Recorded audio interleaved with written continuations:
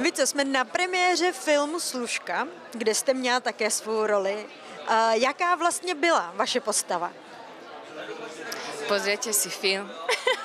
Ne, prosím. No veď áno, veď viete, že pre mňa to je najťažšie o tom rozprávať, lebo ja s tým žijem a hrám to, ale milovala som tú svoju postavu, lebo tá jej linka je neskutočne dramatická. A úžasné bolo práve preto, lebo v tej dobe slúžky boli neviditeľné, ale popri tom boli tak viditeľné, keď boli sami a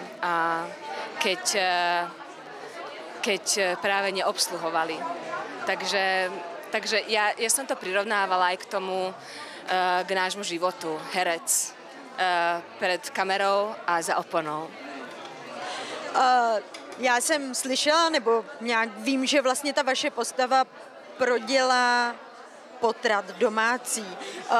Byla tady tato role, nebo jako ne role, ale tady ta scéna pro vás nějak jako pro ženu náročná, jako psychicky, když se člověk vžije do té situace? Veď to je presne, že ja sa na to vždy aj pripravujem duševne, lebo vie, že príde tá chvíľka, keď to musíš urobiť a to je vždy proste to najťažšie, že sa úplne do toho vložíš, alebo urobíš to akože. A neviem, či je to dobré alebo zlé, ale ja neviem to nejak... neviem šporiť, tak by som to povedala, že ja to robím, ako by to bolo naozaj. A potom samozrejme, že toho človeka to aj zoberie. A trvá to chvíľku, kým sa z toho dostane. A když se připravujete na novou roli, tak máte to, tak jak to popisují hollywoodští herci, že prostě už nějakou dobu v té roli žijí a pak je pro ně třeba těžký tu roli odložit. No bolo by to dobré, keby sme boli v takej pozícii ako tam, samozrejme, ale nie je to tak. Ale v istých momentoch ja sa radujem, že to tak nie je. Ale my to tak nemáme, bohužiaľ. Nikto na to nemá peniaze, aby si toho herca alebo tú herečku vypožičiali od toho života, od povinnosti a povedali, že teraz budeš žiť pre nás.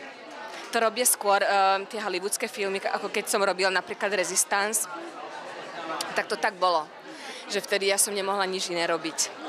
Oni si ma vykúpili na pár mesiacov a žila som pre nich. Takže my to mám pocit, že aj oveľa ťažšie, lebo my tu ešte robíme divadlo, rozhlas, jeden film, ďalší film, práve preto, lebo musíme vyžiť, no, jednoducho.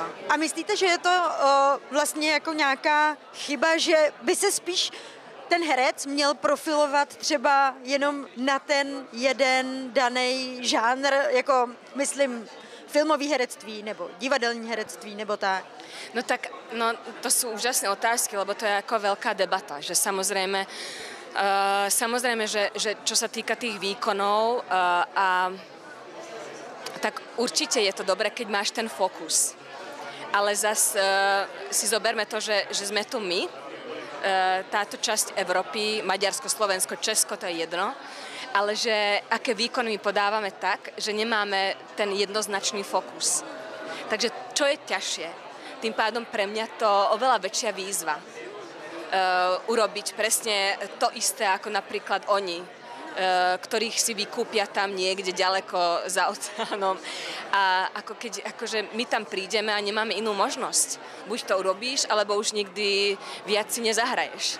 Ale určite ja vždy bojujem preto, aby aj napríklad aj na školách herectva, aby boli už psychológovia, lebo my sa musíme potom naučiť aj s tým pracovať.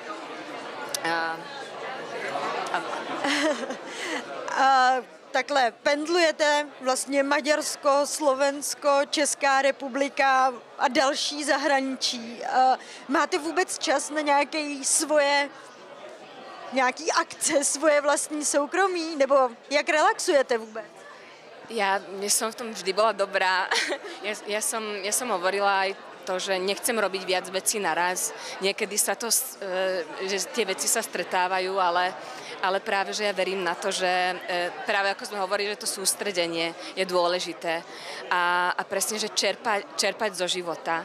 A ako keď niekto chce byť dobrým hercom, tak prosto musí žiť a musí žiť normálny, reálny život, vzťahy, musí reagovať na ten svet. Svet musí na neho reagovať.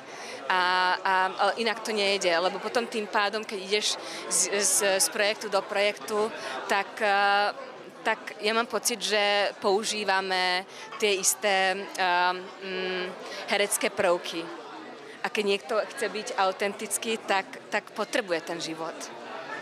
A stalo se vám třeba někdy, že jste prostě už byla jako vyčerpaná nějak právě jako z toho, jak člověk jde vlastně z role do role, je to určitý odosobnění. Jestli třeba jste se někdy dostala do stavu, že právě i vy sama jste musela třeba konzultovat něco s psychologem. Boli ťažké chvíľky, ale našťastie som to zvládla ja.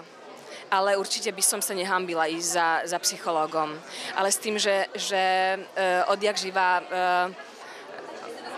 kladiem veľký dôraz na to, že musím sa opatrovať a musím seba chrániť, tak to je pre mňa každodenná práca. A už poznám seba, poznám svoje reakcie a práve viem, že kedy mám alarm. A keby bolo to najhoršie, tak samozrejme, že by som išla do toho. A jaký máte vlastně tip na to, jak člověk má takhle jako mít takovej svůj alarm, jak říkáte? Že jaký mám tip na to? Jaký máte tip na to mít takovejhle svůj alarm a prostě poznat, kdy máte třeba dost? Mne to telo ukazuje, že niečo nie je v poriadku. To prosto vie, že ti začne búchať srdce z ničoho nič. Myslím, že z ničoho nič, ako nemyslím tak, že samozrejme, že to búcha, ale keď pociťuješ to, že to je oveľa rýchlejšie, alebo keď máš úzkosť, alebo pociťuješ to, že by si potreboval... Ja som sa tu teraz napíchla. To potom dáme.